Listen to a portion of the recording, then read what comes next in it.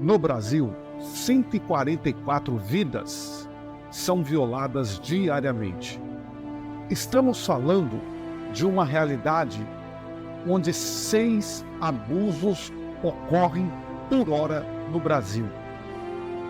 E isso é apenas a ponta do iceberg, porque muitos casos não são levados ao conhecimento das autoridades competentes. Chegou o momento de falar a verdade.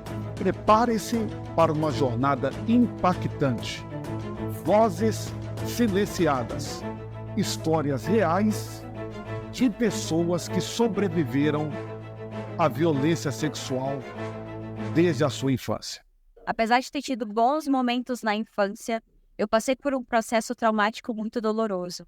Eu fui vítima de abuso sexual infantil durante 8 anos. Dos 8 aos 16, dentro da minha própria casa, pelo meu próprio pai.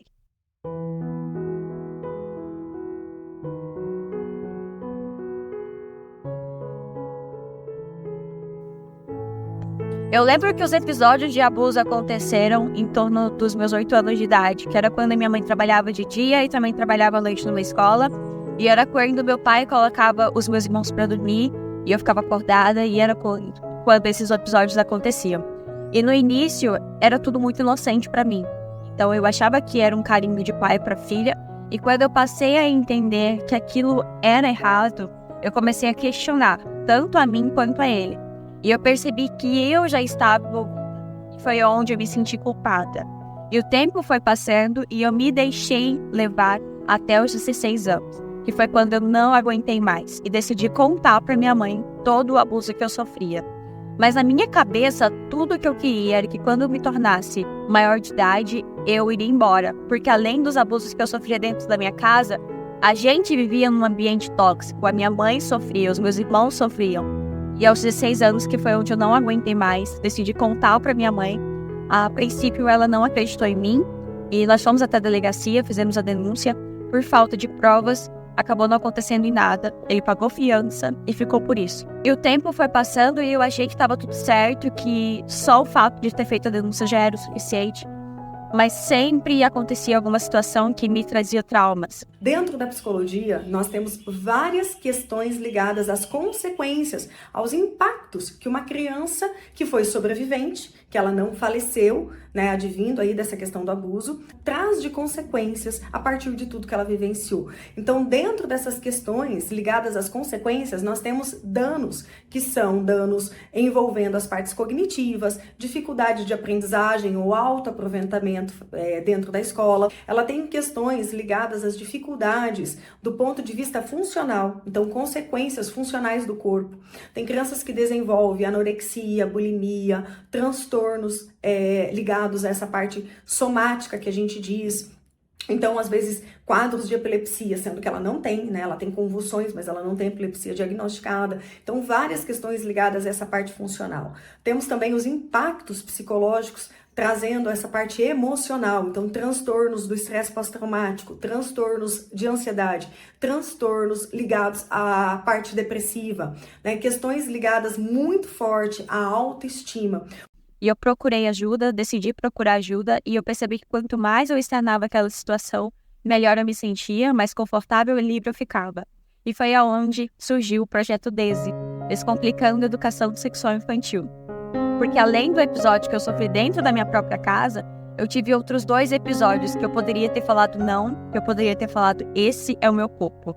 Eu poderia ter tido aconselhamento dentro da minha própria casa, me ensinado que o meu corpo, o que é intimidade, o que é privacidade, e eu não tive esse ensinamento. Então o projeto desse vem com isso, vem no sentido de aconselhar e levar informação para pais e outros profissionais, junto com profissionais do setor infantil. Cada vez que eu tenho a oportunidade de contar e externar a minha história, eu me sinto feliz. Porque assim, além de me ajudar, eu sei que eu posso estar ajudando outras pessoas que me acompanham e jamais imaginam que eu possa ter passado por isso.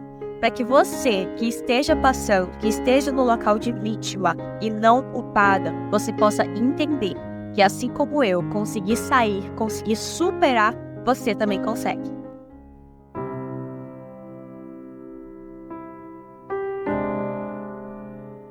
No meu caso, além de ter acontecido por muito tempo, eu me sentia culpada por aquilo e com o tempo eu fui me envolvendo com o meu próprio abusador também, achando que isso era normal, achando que aquilo chegava a ser um relacionamento.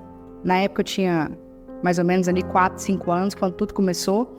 Assim como a maior parte das estatísticas que falam que a maior parte dos abusos acontecem dentro de casa ou por pessoas conhecidas, que têm acesso à família, comigo não foi diferente, também foi com um familiar. Esses episódios aconteceram por várias e várias vezes. No meu caso foi através de um primo, e os abusos aconteceram na casa de uma tia, no caso, né? Quando eu ficava ali enquanto minha mãe trabalhava e tal, eu era cuidada pelos meus tios, mas ao mesmo tempo eu ficava em momentos sozinha e os abusos aconteciam. Vamos entender os números dessa violência? São mais de 4 crianças de menos de 13 anos estupradas por hora no país. Isso do que é notificado. O Liberta, junto com o Datafolha, o ano passado, fizeram uma pesquisa que mostrou o seguinte: cerca de 1/3 da população brasileira sofreu alguma violência sexual antes dos 18 anos. Deste universo de pessoas que sofreram, só 11% denunciaram. Quer saber o pior? Só 26% tiveram coragem de contar para alguém. É dessa violência silenciosa que nós estamos falando. E a gente está falando dessa violência que é o tecnicamente chamado estupro de vulnerável, que a gente conhece como abuso. Não cheguei a denunciar. Como eu falei, foram muitos anos que eu não tinha compreensão de que eu havia sido abusada, de que aquilo era uma violência que não era normal. Só depois de mais de 10 anos ali que eu caí a ficha. Foi quando eu comecei a ter contato tanto com a espiritualidade, né? Quando eu fui para entender um pouquinho mais, ter esse autoconhecimento também, conhecimento do alto. Quando eu comecei a buscar respostas, porque o que acontece? Eu comecei a me sentir uma pessoa infeliz. Eu me envolvi nos relacionamentos de uma forma muito superficial. Eu não conseguia me entregar. Então o abuso me trouxe muito essa quebra de confiança nas pessoas, me trouxe muito essa dificuldade de depender, de confiar. Eu sempre tive que fazer as coisas muito sozinha porque eu tinha a mim mesma. Em quem que eu vou confiar? Quando o abuso já ocorreu, nós temos sinais que as crianças ficam mais retraídas do que o normal. Elas acabam sinalizando com algumas condutas que fogem do padrão, né? Então, as pessoas que estão próximas, os pais, os professores, as pessoas percebem uma diferença no comportamento dessa criança ou adolescente.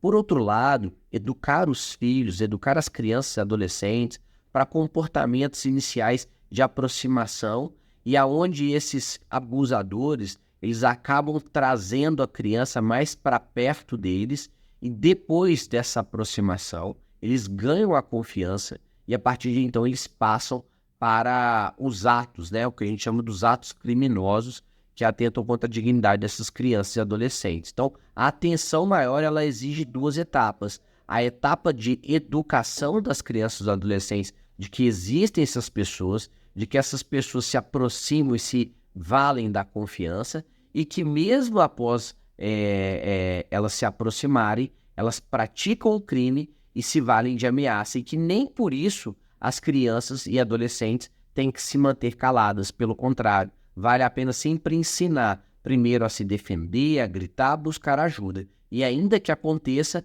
a denunciar aos pais, professores e até a polícia, para que a gente possa tomar as providências cabíveis e encerrar com esse tipo de crime, que é um crime tão nefasto que atenta contra as nossas crianças e adolescentes. É super possível ressignificar, porque eu conheço várias pessoas, já conversei com várias pessoas que conseguiram. A gente sabe que é um trauma muito grande, é como se fosse uma bomba atômica, né? Na mente da pessoa, no interior da pessoa. E essa ajuda, ela pode e deve, né? Precisa ser de profissionais, né? Temos hoje em dia várias possibilidades de terapias, né? Temos tratamentos psicológicos e já conversei com pessoas também que além do tratamento psicológico, elas se apegaram à fé, né? E a fé em Deus e conseguiram nessa fé, nessa luz, né? Nesse acreditar em Deus, conseguiram dar ressignificar, dar um novo significado para esse trauma. Entender que o que aconteceu não é dela, é do outro, né? A culpa não é dela, a culpa nunca é de quem sofreu a violência. A informação, ela quebra realmente esse julgo que a gente tem de peso, de culpa, porque você começa a entender que, na verdade, a culpa não é sua. Você começa a entender que, na verdade, você foi uma vítima desse processo perversivo que as pessoas fazem.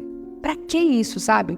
Porque com tanto acesso, tantas outras formas de aliviar isso, as pessoas, tanto homem quanto mulher também. Eu fui abusada por mulher também. Eu já estava ali mais ou menos nos meus 9 anos, 10 anos de idade.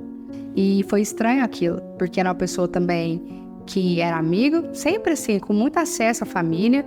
E eu fui pra dormir, e essa pessoa se aproxima de mim, começa a me beijar, e eu, uma criança apenas, e estranho, porque ao mesmo tempo também era uma colega, era uma pessoa da família, amiga da família, e eu achei estranho, porque era uma mulher também, aquilo pra mim tudo era muito confuso. Então eu era uma criança ainda também, um pouco já maior, mas aqueles resíduos dos abusos que aconteceram desde pequena me fizeram ficar calada e não ter reação. Eu me sentia sempre sem reação. Eu peguei toda essa história, todas essas marcas que o abuso deixou na minha vida, e olha que foram muitas. Eu lembro que eu casei e eu tive muita dificuldade no sexo com isso, porque mesmo sendo uma pessoa de confiança do meu lado, várias vezes aquela sombra do passado me via. Várias vezes eu me sentia abusada porque eu ainda não tinha tratado, cuidado daquelas feridas, sabe? Então eu vejo o quanto é devastador na identidade. Por isso que, assim, hoje eu levo essa mensagem, sabe? De esperança, de que é possível, sim, depois que já acontece, né, como foi comigo, é possível a gente, de alguma forma, cuidar dessas feridas. Não vamos dizer que vai deixar de existir, jamais, jamais. Mas que essas cicatrizes hoje, de alguma forma, sejam para a gente poder também acolher a nossa história, acolher quem nós somos, e não ter vergonha disso, mas continuar avançando na vida, sabe? O Brasil tem números inaceitáveis de violência sexual, ainda que subnotificados. Como é que a gente pode virar esse jogo? Com educação e informação.